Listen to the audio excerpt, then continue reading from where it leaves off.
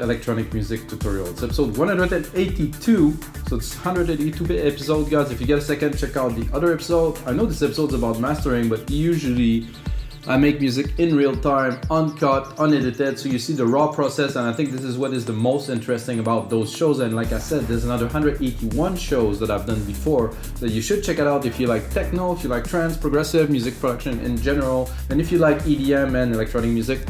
You have to smash that like button, guys. So today, or tonight, or whenever, it is our day 7 of our techno week, and we're gonna master the track that we made that was episode 176 that we actually arranged and mixed in episode 181, and now we're gonna master it, so it's gonna be a finished product that I will actually release. Again, I would like to set a release date and do things, but I'm a little bit too busy for that. So when I release music, I really want to promote it and do something with it, so now I will hold back on releasing music until probably March or April next year, but this one will be released. I'm really happy with it. It is a special track. Everybody that heard it were like, man, this is a banger. So I'm really happy that get such feedback from you guys and from everyone. So the way I master track, guys, is I use Waves plugin, strictly Waves plugin, no extra. I used to use UAD, but Waves, I've been using Waves for such a long time.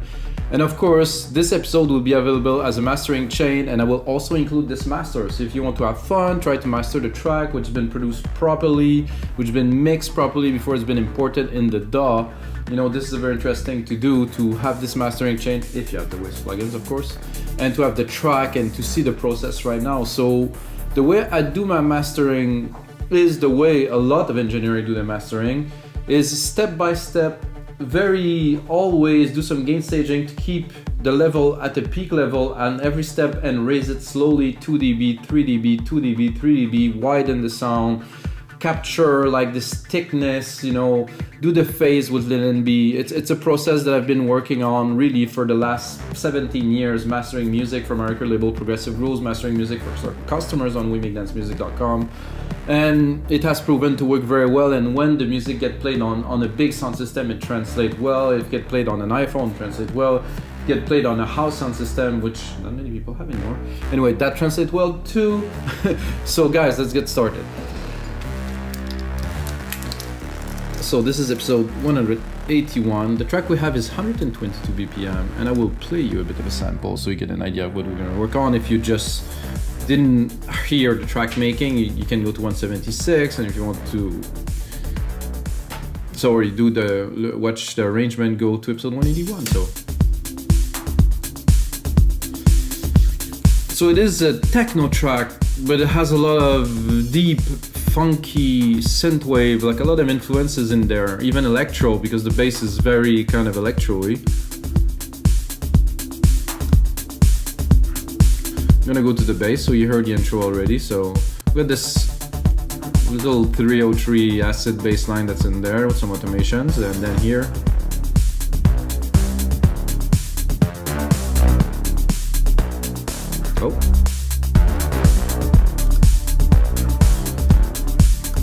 I'm gonna go straight into the first stage because it's already here, guys. So there's an auto gain on this equalizer, and I'm using it only to gain a little bit of volume. So because of the auto gain, guys, I can run the track to it, and if it peaks higher than 0, then I can do auto trim, sorry, not auto gain. I can do the auto trim, and it will trim down, so I will have the peak level of the track without clipping, which is very important for me. So when I feed my mastering chain, I want to have the highest level at every stage, so I can gain it slowly and I'm not losing and over compressing on one. So the input is very high and the output will maintain with a little bit more depending on the process that I'm putting on. So I'm gonna play you the breakdown. Breakdown is interesting here.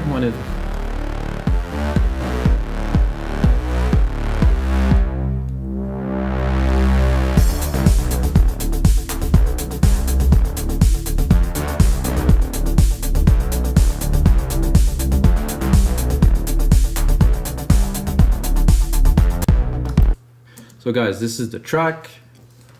I think it's well mixed. Can see right away there's not much peaks anywhere. It's not very loud. We have a lot of room to work on. So I have 5.3 dB of gain here. I don't know if I will preserve it, but I think so. And the first step is this: I do my gain staging, I get the maximum volume to input it into the chain. The first step would be this is like a tube EQ that give to me a little bit more. There's a stereo image in this plugin that is different. It just I don't know, there's a better focus in the stereo field, and it does bring a little bit of warmth. Not a lot, but still.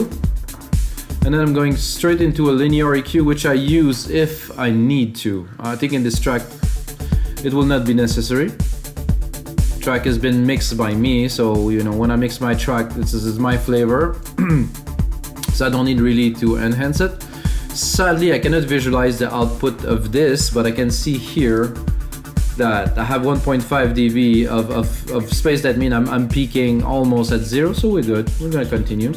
Then I go into a L2, just a bit. So the L2 is to trim the peaks. So let's say we have some peaks here, maybe some crashes, something that are going a bit overboard. I want to contain them a little bit. Why do I want to do that? Because after that I'm going into a LINMB, and the LINMB will equalize the phase, and if I have those peaks, I will not be able to reach the volume I want. So doing it step by step, I'm able to slowly increase the volume, diminish the peak, and make like a nice thick sandwich of submarine of sound that will be where it should be without too much mustard, that is. So this here. I'm gonna check how much attenuation I get here, 0.5, so I can bring it a little bit more. I would say 2.2 here. The goal here is not necessarily to raise the volume too much, and I told you about this here, auto trim. Because I do auto trim here, I have to check on my chain here again. 1.2, I can do a bit more.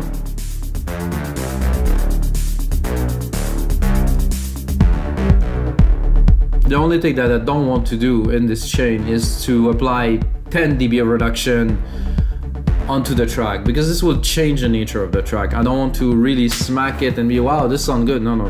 You have to be gentle. So I'm gonna take a part that does get all the element in there, like here probably, to be able to really feel the kick and every time that I won't have it. I think the kick is a bit much. The kick needs to be tamed a little bit. I'm gonna do that with the LINMB here. So I have here a threshold, a master threshold, and I have a threshold for every channels too. So this is quite important, because I can really now decide to go in the low and really affect it or not. And I wanted to tame the kick a little bit, so the kick is gonna be in between these two.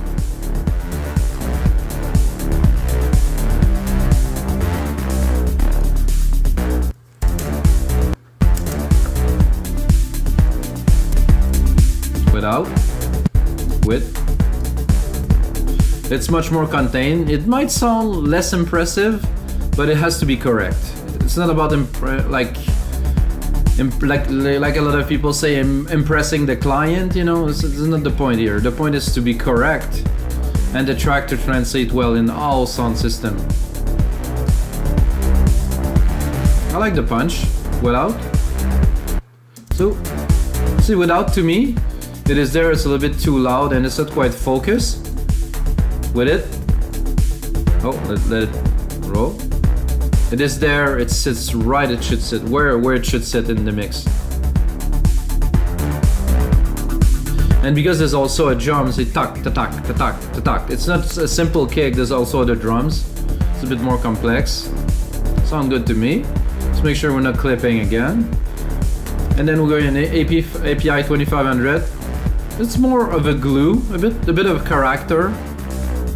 Again, a couple dB.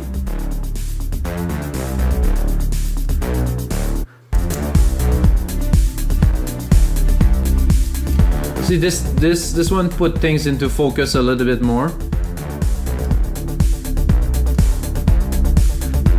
Then we're going into a console EQ, which we don't know we're gonna use, but I think the thing is, like, if I tame the top end with that, I can bring it back a little bit with that, in the sense of bring this crisp, you know, so.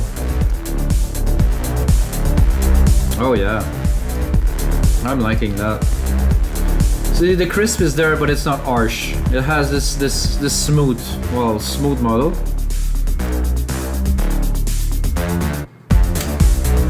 Without.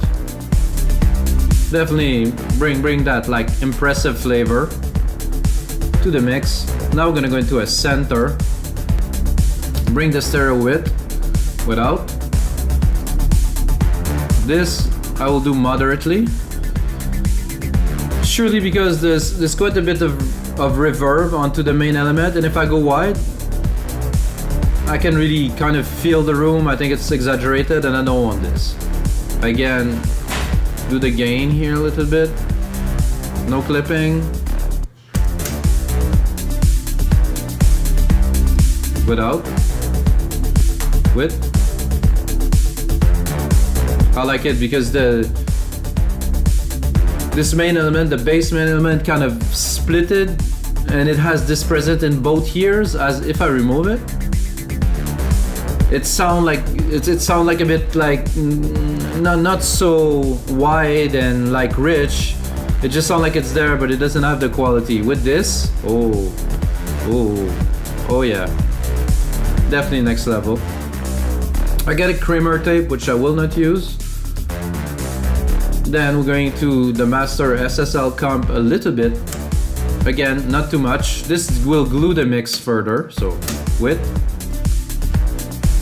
photo release, attack 3 millisecond, threshold very open, again 2 dB, maybe 2.5 dB of reduction, like, which I cannot see because it's analog.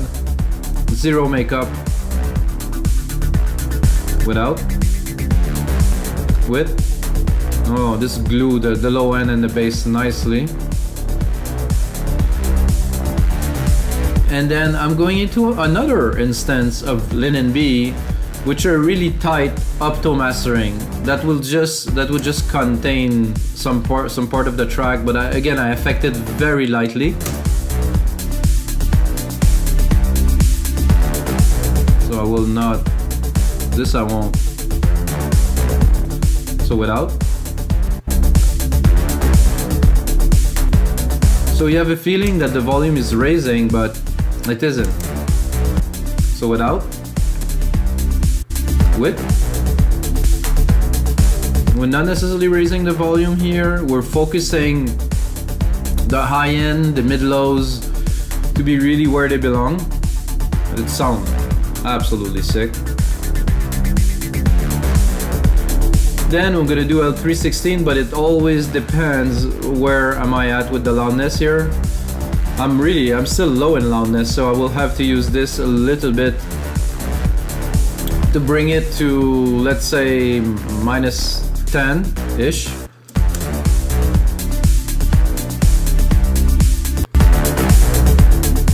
We'll do so by putting a minus 0.2 on both sides here. Then dropping the threshold. When you feel or you hear really that you start losing the low end, you have to stop. Because you can see the low end is compressing, and a maximizer in a low end will really make it mushy and unfocused, you know, so it's very important. And I can bring it up. Oh, not this one, sorry guys. 3.5, and then oscillating here to minus 0.2. Let's do it again.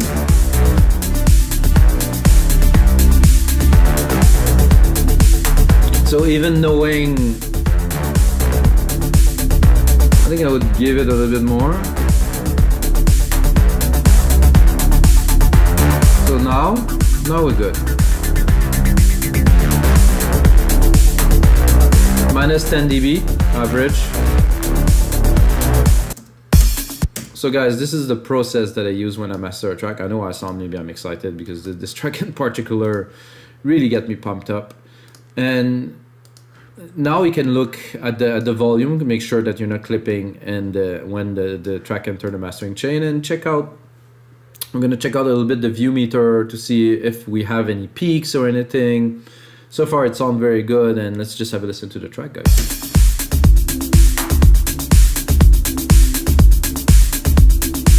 like the low, very focused. A lot of really good definition. Still have some dynamic range, you know, it's not just all peaking constantly.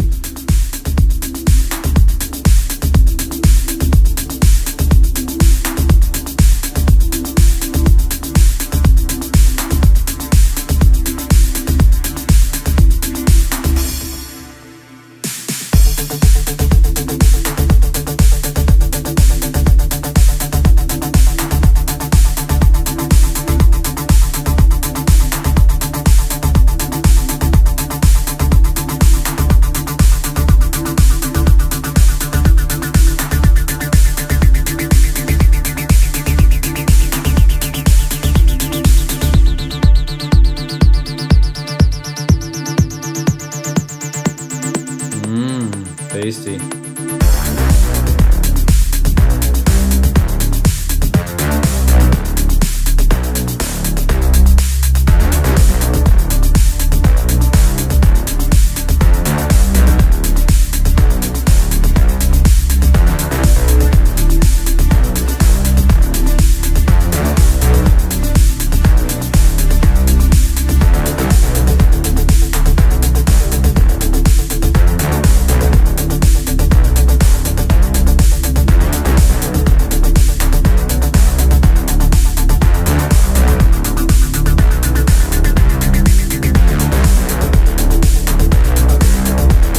Not much to say here, guys. Just enjoying the beat.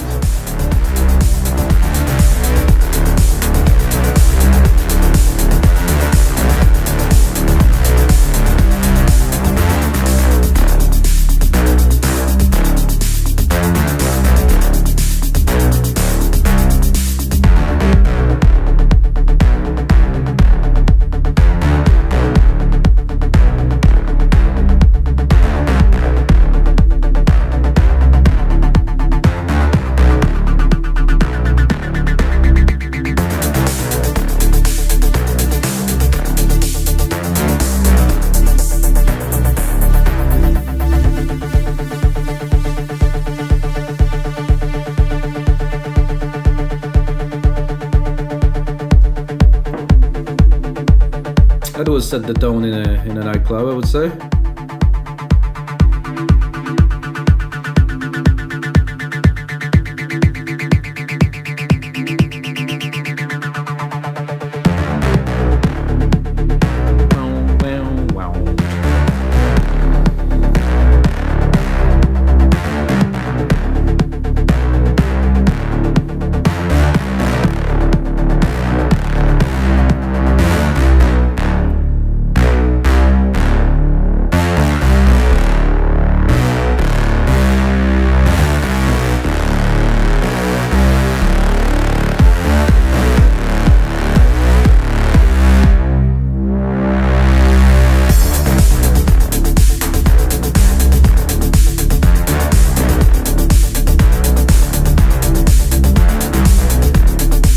So alright guys, it's gonna be it for episode 182 of your live electronic music tutorials. If you got a second, smash that like button, check out the other episodes, and until next time guys, may the sound be with you.